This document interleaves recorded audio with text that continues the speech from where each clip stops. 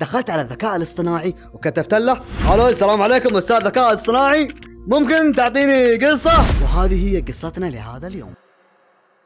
كان يوم كانوا في قديم الزمان عجوز كبيرة في السن تعاني من الزهايمر في حياتها، ولكنها ثرية جدا جدا جدا، أملاكها تكاد أن تغطي بريطانيا بكبرها، إذا هي طفرت يهتز الاقتصاد في بريطانيا كلها. الامرأة العجوز هذه تقدر تقول إنها من أهم نساء الأعمال في بريطانيا، لكن مشكلتها الوحيدة إنها تعاني من الزهايمر. إليزابيث العجيز ساكنة في قصر كبير جدا جدا جدا، وعايشة حياة البذخ بالطول والعرض، ولكن إليزابيث عايشة لوحدها بدون خدم وبدون أي أحد يساعدها. أكيد بتسألني هي فيها زهايمر، كيف حتكون عايشة لوحدها؟ سؤال مهم، لأنها عجيز عندها مليارات الدولارات. شركة جوجل صنعت لها برنامج خاص فيها، ذكاء اصطناعي يدير حياتها بالكامل. إذا كان عندها موعد أسنان يعلمها، إذا كان عندها مراجعة في المستشفى يعلمها، إذا كان عندها اجتماع مهم في الشركة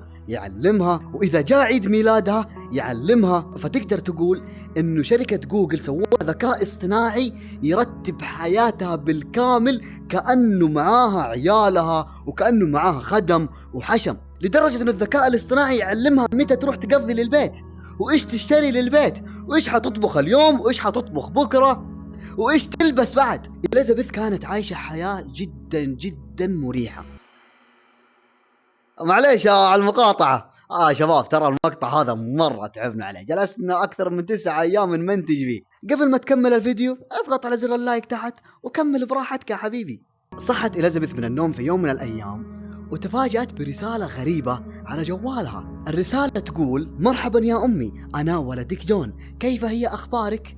وطمنيني عن صحتك. إليزابيث جلست تتأمل في الرسالة وجلست تبكي وتنهار بالبكاء، ما هي مستوعبة الشيء اللي قاعد يصير. هي فيها زهايمر، لكن في بعض الأحداث ما نستها أبدا. ومن ضمن الأحداث المهمة اللي ما نستها إنه ولدها الوحيد جون مات في حادث قبل 2 سنين. بدأت تحس بالتوتر، بدأت تحس بالرعب، رمت الجوال على الأرض وراحت على المطبخ على طول تشرب موية، تحاول تبل ريقها، تبغى تستوعب المصيبة اللي قاعدة تشوفها. هل معقولة ولدي اللي مات قبل 2 سنين رجع إلى الحياة من جديد؟ في هذه اللحظة جاتها رسالة ثانية عن طريق الجهاز اللي صنعته شركة جوجل لها، الذكاء الاصطناعي اللي يهتم فيها بشكل كامل. وهنا كانت الصدمة الأكبر. قاعد يقول لها: أهلا إليزابيث، أكيد أنت حيرانة وخايفة ومتوترة من هذا الشيء اللي قاعد يصير. لا تشيلين هم، هذا الشيء يحصل لك كل فترة. أنت مصابة في الزهايمر ودائما تنسين أنه عندك ولد اسمه جون. ولدك جون موجود في الحياة وما بعد مات، لكن بسبب المرض اللي أنت تعانين منه تحسبين أنه ولدك مات من 2 سنين، ولكن الحقيقة أنه هو عايش ويطمن عليك كل فترة، ولكنك ما تتذكرينه أبدا. في هذه اللحظة إليزابيث انهارت بالبكاء. هل معقولة ولدي من لحمي ومن دمي كل مرة الجهاز يذكرني أنه عايش وأنساه بعد كذا بسبة الزهايمر؟ بدأت تشعر بالغضب والحزن بنفس الوقت. كيف أنسى ولدي، أعز ما أملك في هذه الدنيا، ولدي الوحيد؟ ولكن الحقيقة هذا مو ولدها. الحقيقة المؤلمة أن هذا قرصان هكر برنامج جوجل اللي صنعتها لها، وبدأ يبرمج على كيفه الذكاء الاصطناعي اللي قاعد يدير حياة إليزابيث. تقدر تقول إنه صار يتحكم بحياة إليزابيث بكاملها، لدرجة انه غير في بعض البرمجة وغير مواعيد عملها، وصار يكتب لها انه في اليوم الفلاني لازم تودعين شيك لشخص اسمه فلان الفلاني، وهي تمشي على هذا البرنامج بحذافيره، لان شركة جوجل اللي صنعتها لها وهي واثقة في هذا البرنامج وشغالة معه لها فترة طويلة. ما جاء في بالها ابدا انه هذا اللي قاعد يعطيها المعلومات ما هو الذكاء الاصطناعي، هذا الهكر اللي هكر الذكاء الاصطناعي اللي يدير حياتها بشكل كامل. وظلت في هذه الدوامة الهكر قاعد يغير حياتها بشكل كامل، تبيع عقارات، تسلم له بيوت، تعطيه فلوس كاش، سيارات. هي ما تدري لأنها فيها زهايمر. بعد فترة من الزمن محققين ال FBI شكوا في وضع إليزابيث. هم يعرفون إن فيها زهايمر لأنها معروفة في البلد من كبار الأغنياء في بريطانيا، يكفي انه شركة جوجل مهتمة لامرها، لانها هي لو طاحت حيطيح الاقتصاد كامل. بدأوا الاف بي اي يحققون في الموضوع، يبغون يكتشفون ايش قاعدة تسوي اليزابيث بالضبط، لدرجة انهم حطوا محققة عايشة مع اليزابيث وتروح وتيجي معاها في كل مكان. بدأت تلاحظ المحققة ان حياة اليزابيث كانت مختلفة حبتين، والهاكر اللي قاعد يعدل في حياتها كان يراقب اليزابيث من بعيد، فعرف انه الاف بي اي بدأ يتدخل في الموضوع. بعد التحقيقات والتركيز والبحث بدأوا يفهمون جزء من اللغز هذا. هم عارفين انه في حاجة قاعدة تلعب في حياتها وشخص قاعد ينصب عليها، لكن الشخص هذا ما يشوفونه. يبغون يقبضون على الشخص بس ما وينه، ما حد يدري وينه. قاعدين يراقبون اليزابيث يستنونها تقابل الشخص هذا اللي قاعد ينصب عليها، لكن طول حياتها ما قابلتها ولا شافتها. طيب كيف الشخص هذا قاعد يسحب منها الفلوس؟ بدأوا يفكرون هل هو قاعد يبتزها؟ طيب لو كان يبتزها هي فيها زهايمر أصلا، يعني مهما كان يبتزها اليوم الثاني راح تنساه. كانت إليزابيث بالنسبة للإف بي آي أكبر لغز في هذاك الوقت. وفي نفس اللحظة هذه رجل العصابة اللي كان مهكر حياة إليزابيث اسمه كيتو كان جدا زعلان ومو راضي بالشيء اللي قاعد يصير، كأنه كنز تحت يده الإف بي آي جات تاخذه منه. كان مسيطر على أموال إليزابيث بالكامل، تغيرت حياتها بشكل كامل. هو يقدر في اللحظة هذه يعني يقول خلاص أنا أخذت ملايين، أخذت سيارات، أخذت بيوت، يقدر يوقف الشغلة ويمشي يعيش حياته، صار غني. لكن الطمع والجشع اللي وصل له يبغى ياخذ كامل الثروة، ما يبغى ياخذ جزء منها فقط. ودائما الشخص اللي يفكر بالطريقة هذه هو اللي ينقبض عليه بسرعة ودائما يجيب العيد. الجشع دائما سلاح ضدك، أبدا ما يكون معك. كيتو بدأ يفكر وبدأ يدخل أفراد عصابته في الموضوع، يبغى حل المشكلة هذه.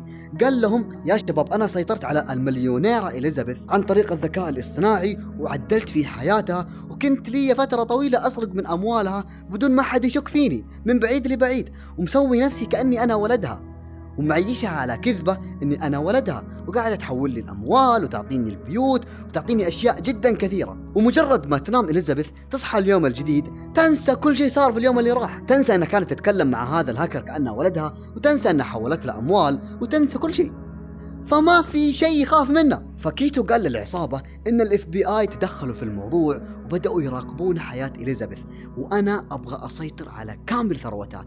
ايش الحل؟ احد افراد عصابة كيتو قال له انا عندي لك فكرة، ليش ما تخطف إليزابيث؟ وهنا كانت المصيبة، القصة أخذت منحدر جديد جدا ومختلف تماما عن أول. زمان كانت جريمته عن بعد وبدون أي دليل يدينا، الآن عصابته قاعد يعطونا أفكار ممكن تسبب له مشاكل. قال لهم طيب كيف الطريقة؟ قال مو أنت تسوي نفسك كأنك ولدها، خلاص قل لها أنا ولدك وأبغى أقابلك، وأكيد هي حتموت من الفرح إنها حتقابل ولدها اللي تحسبه ميت من زمان. قال لهم والله فكرة، طيب أخطفها وبعدين؟ قال بعد ما تخطفها اطلب فدية عظيمة جدا وكبيرة مقابل انك ترجعها سليمة بدون اي ضرر، لان هي سيدة اعمال كبيرة في البلد، ومجرد خطفك لها راح تتضرر شركات عظمى في الدنيا هذه، وانت الان تمتلك السلاح الوحيد اللي يكسر رقبتها وتخليها تصدق كلامك وتجي لعندك لانها مشتاقة لولدها. وفعلا كيتو نفذ الخطة هذه، تواصل مع إليزابيث انا ولدك، وكل مرة انا اكلمك تحسبيني ميت من فترة طويلة. فهي الان صدقت ان ولدها عايش للمرة المدري كم، كل يوم يضحك عليها بالطريقة هذه مسكين. وفعلا راحت رتبت أغراضها وركبت السيارة وتوجهت على المكان اللي اتفقوا عليه، وكانت طول الطريق متلهفة وفرحانة انها بتقابل ولدها الوحيد اللي تحسبه ميت من سنين. طبعا كيتو وعصابته قاعدين ينتظرون إليزابيث في قارب في منطقة مهجورة على الشاطئ، علشان أول ما توصل عندهم يخطفونها ويروحون فيها إلى مكان بعيد جدا بدون ما أحد يعرف هي فين، ويبتزون الحكومة بهذه الطريقة. وفي خلال رحلتها إليزابيث إلى هذا المكان صار لها شيء ما كان في الخطة أبدا، لأنها كانت متحمسة ومتلهفة تبغى تشوف ولدها، كانت ماشية بسرعة كبيرة جدا، وهذا الشيء اللي خلاها تتعرض إلى حادث لكنه غير مميت. وبسبب هذا الحادث انتقلت إليزابيث إلى المستشفى، وطول الطريق يودونها للمستشفى كانت تبكي تقول لهم اتركوني أنا أبغى أروح أقابل ولدي. وصل الخبر هذا إلى الشرطة إنه سيدة الأعمال الكبيرة في المستشفى وقاعدة تتكلم عن ولدها الميت من سنين. ال FBI وصلهم الخبر على طول، وحضروا ال FBI في المستشفى عند إليزابيث وقالوا لها إيش الموضوع؟ إيش السالفة؟ قالت لهم ولدي تواصل معايا اليوم وقال إنه يبغى يقابلني في المنطقة الفلانية وأنا جدا مشتاقت له وأبغى أشوفه. قالوا لها ولدك مين؟ قالت ولدي دانيال. طبعا ال FBI عارفين إنه ولدها ميت، فهنا ال FBI عرفوا السر وراء الأموال اللي قاعد تختفي 24 ساعة. كل يوم في أموال تختفي وعقارات من عند إليزابيث، فعرفوا الآن إنه في نصاب في الموضوع جد، ما كان الموضوع خيال. فهذا كان أول خيط لهم. قالوا لها طيب أوكي هذا ولدك، كيف وصل لك؟ قالت وصل لي عن طريق الذكاء الاصطناعي، والذكاء الاصطناعي اللي صنعته لي شركة جوجل هو اللي قاعد يسوي لي حياتي كلها، وأنا أثق فيه كل الثقة، وأنتم عارفين الشيء هذا، وأنا لي سنين أتعامل مع هذا الجهاز.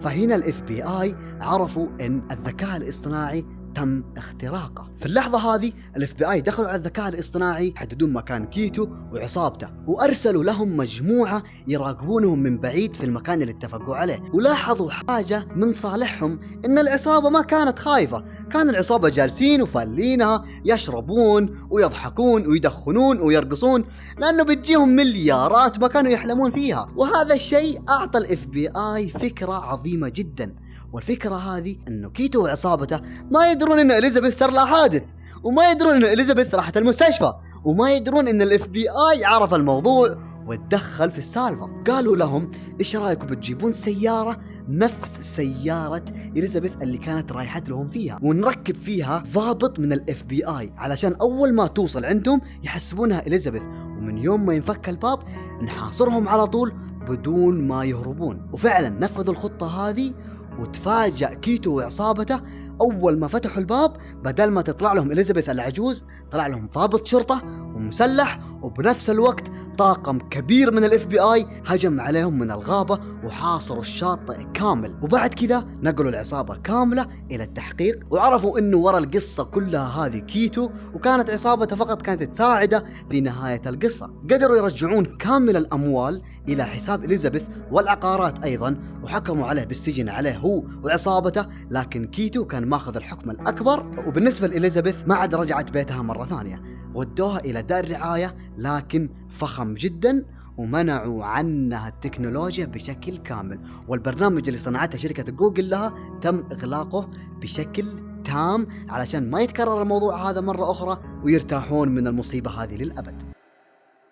وبكذا خلصنا قصتنا لهذا اليوم من الذكاء الاصطناعي. أتمنى من كل قلب إن القصة عجبتكم، واكتبوا لي تحت في التعليقات إذا تبغون قصص زيادة من الذكاء الاصطناعي، وأبغى تقييمكم للقصة من 10 بكل أمانة. أنا جدا جدا مستمتع وأنا أقدم لكم المحتوى هذا، وأتمنى أنكم تستمتعون معي في هذه القصة وفي القصص القادمة. شباب أبغاكم تفكرون معايا شوي وتستوعبون الفكرة كاملة. القصة اللي سمعتوها هذه كلها بحذافيرها من الذكاء الاصطناعي، يعني ما هي من خيال بشر. أبغاك تستوعب مدى العمق اللي وصل له الذكاء الاصطناعي، شيء مرة كذا يبوف. إذا عجبتك القصة تبغانا نكمل على هذا المحتوى من القصص، اكتب لنا تحت في التعليقات علشان عموديك يستانس وينبسط ويكمل معاكم.